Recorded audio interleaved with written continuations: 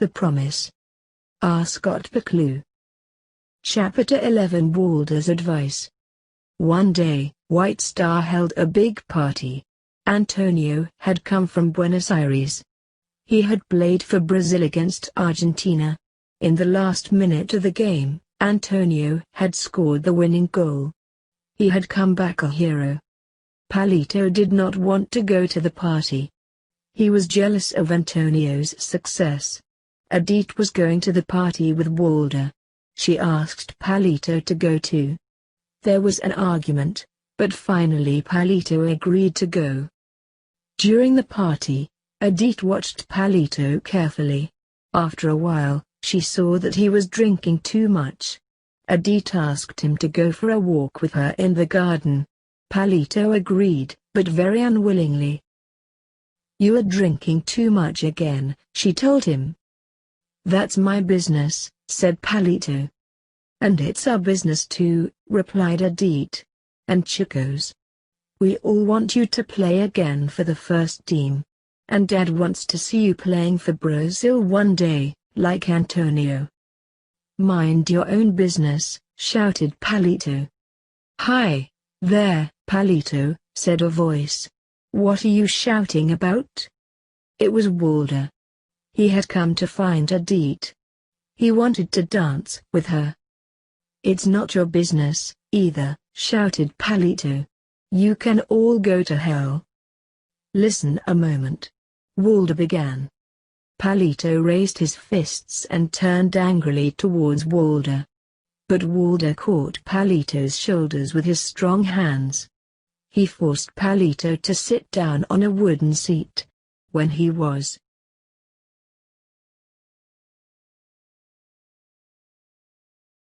sitting quietly, Walter spoke to him.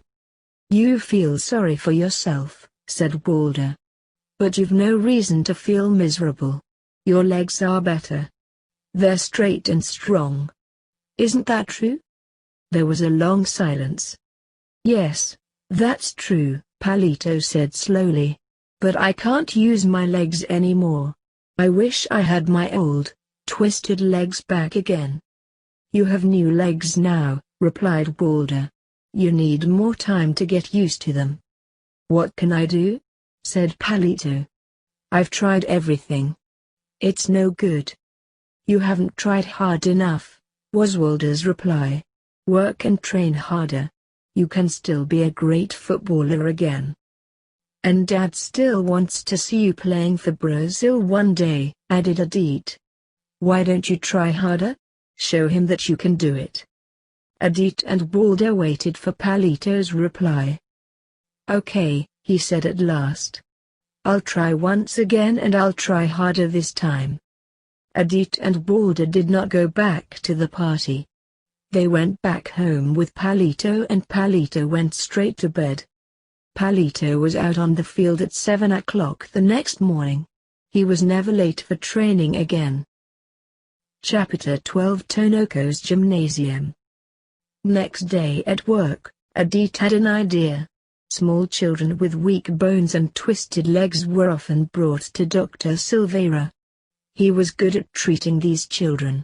Edith told the doctor about Palito's trouble. Dr. Silveira was immediately interested.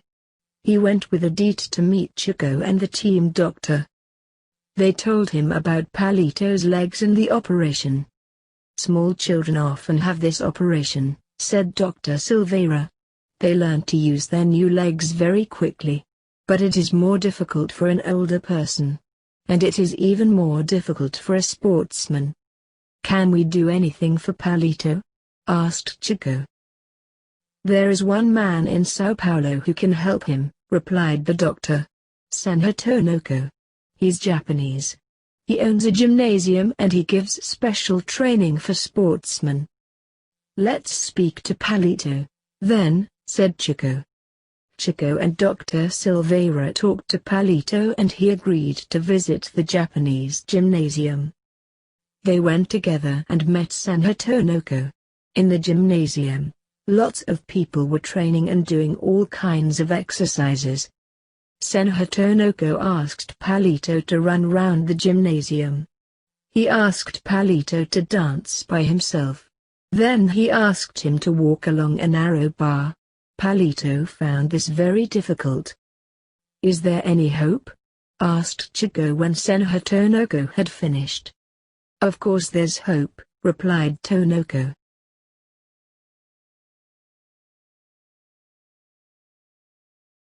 Palito has new legs and his body is not used to them. It's more difficult for him because he's a sportsman. He wants to use these new legs like his old legs. But this will take time. "How long?" asked Palito immediately.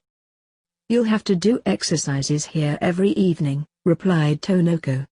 "It will be hard work for you, but after 3 months you'll be able to play first-class football again." Palito was now training harder than ever. In the morning, he was on the field with the team. And every evening he went to Senhor Tonoko's gymnasium. In the gymnasium, Palito did simple exercises for the first 2 weeks. He ran round and jumped up and down. He walked along the narrow bar again and again. Then Palito learned to box and to play basketball. He learned once again to move quickly and unexpectedly. 10 weeks later, Senhor Tonoko surprised all Palito's friends. They were all invited to the gymnasium to watch a boxing match. Adit went with her father and Walder, and Chico was there with Dr. Silveira. Palito was one of the boxers.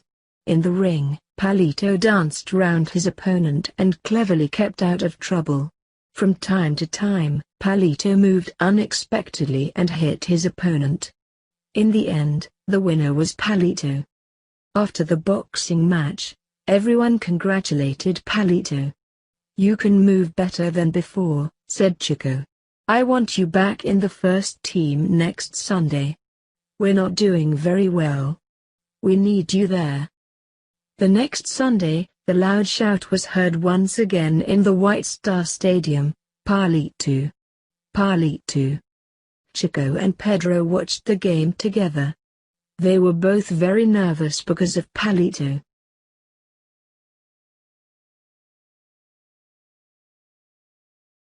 The referee blew his whistle and Antonio passed the ball to Palito. "Look how fast Palito's running," shouted Pedro. "No one can catch him. He's centering the ball. There's Antonio. Goo! A goal in less than 20 seconds. Palito was back. If you like our video, don't forget to like it, subscribe in the channel and share it with your friends.